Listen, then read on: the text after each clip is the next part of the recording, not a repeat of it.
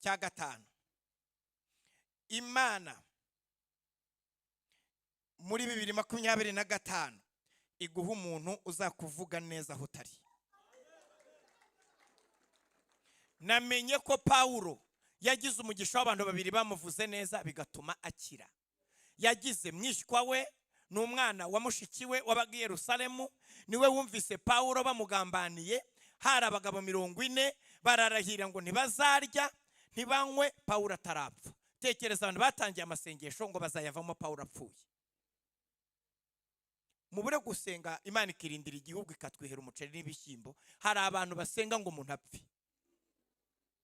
Nyumvire mu masengesho buriya basenga kandi ngo bariyiriza abantu bari abagabo, none babwiye abadamu bati se ntacyo ufata sheriti we yatinda masengesho yikize Pawulo abanza apfe.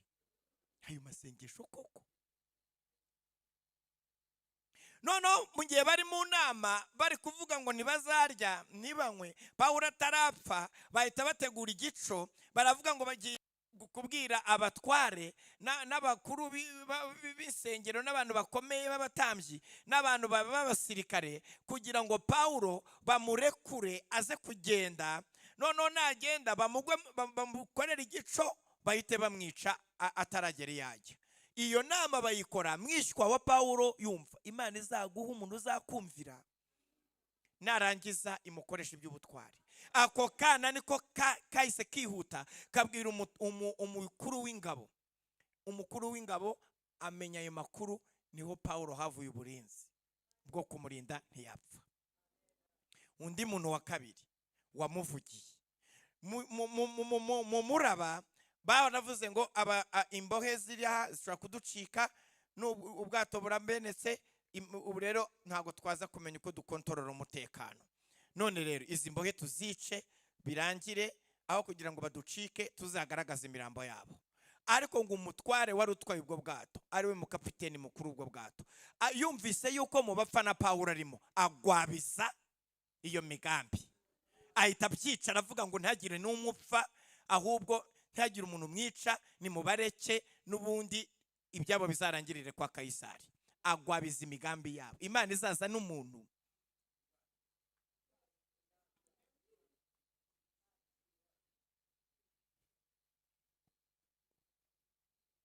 Cya gatandatu ngiye kukibabwira, uburinzi bw'Imana burenze imigambi y'ababi.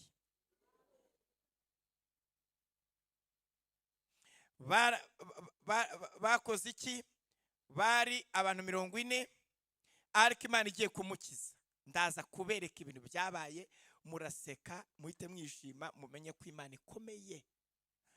Ufasha abadayimoni bose ugashyiraho nabo bakorera bose, ugateranya, imbaraga z'Imana zihita zibaruta. Abadayimoni gukuba n'imyuka mibi, ukongeraho n'ababayobotse bose, imbaraga z'Imana zirabaruta. Ngo abadayimoni kujya gute? Gukuba n'imyuka mibi, ugakuba na shebuje na satani, hagahita haza amaraso ya Yesu, tabinduka zero. Hagahita haza ijambo ry'Imana, amagambo ahita atagaciro. Imbaraga z'Imana zirakomeye kuruta izo mbaraga zaguteye. Niyo mpamvu ngiye kuvuga ngo nubwo bakubwiye ngo ntibishoboka, mu ijuru ho baravuze ngo birashoboka. Karindwi rero, ibi bintu byababayeho n'ibirimo bitubaho nonaha ni ukubera iki? Ngiye kukibabwira nacyo, ni naho nsengera mu kanya. Imirimo wakoze n'ibyo uzakora nibyo bijya bituma Imana iturinda. Burya turindwa n'ibyashize. Buriya hari igihe ushobora gutera ikorasi hano cyangwa ukaririmba indirimbo ugira ngo birarangiye, aho iyo ndirimbo Imana ikayashyiramo urukingo, kuko wemeye gukora umurimo w'Imana, Imana igahita ikurindira wa murimo ukora.